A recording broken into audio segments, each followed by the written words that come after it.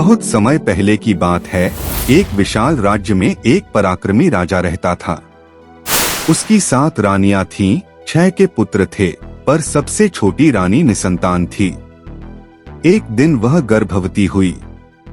Delivery से पहले रानी ने राजा से वादा लिया कि अगर वो उसे पुकारे तो वह शिकार छोड़कर आए। राजा ने कहा, महल की छत पर 1 घंटा है, उसे बजा देना, मैं तुरंत आ जाऊंगा।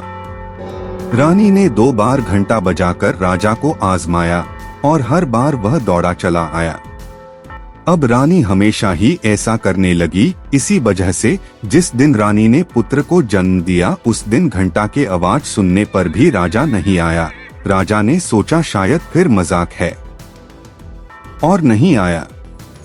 रानी ने छायटे राजकुमार का जन्म दिया, पर वह बच्चा साधारण नहीं था, देवों का आशीर्वाद था उसमें। उसका बचपन गुरुजी के आश्रम में बीता। वह बड़ा हुआ, शक्तिशाली बना और उसके पास एक वायुपंखी उड़ने वाला घोड़ा भी था।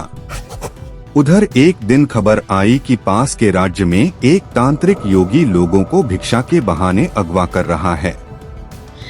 राजा ने रानियों को सतर्क किया और लक्ष्मण रेखा खींच दिया और बायला किसी भी हाल में इस रेखा का पार नहीं करना। और एक दिन जाएगी भिक्षा मांगने राजा के महल में आ पहुंचा और रानी ने लक्ष्मण रेखा की अंदर से भिक्षा देने का प्रयास किया, लेकिन जाएगी ने छोटी रानी को बहकाया।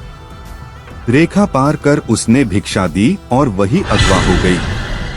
राजा, उसके पुत्र और सेना उसे ढूंढने निकले, पर रास्ते में वे सभी जाएगी के जादू से भस्म हो गए।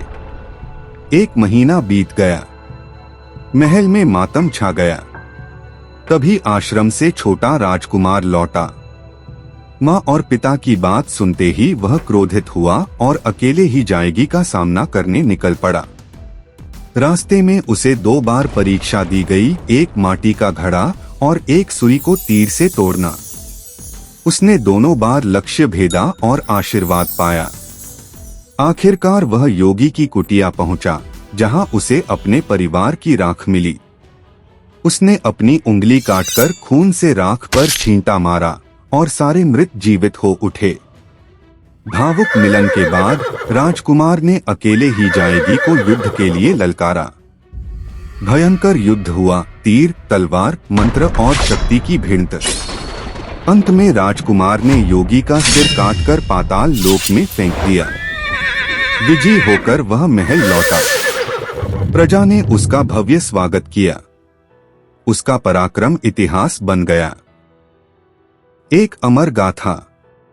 ये थी उस छोटे से राजकुमार की कहानी, जिसने अकेले ही अपने पूरे परिवार और राज्य को अंधकार से निकालकर प्रकाश में लाया।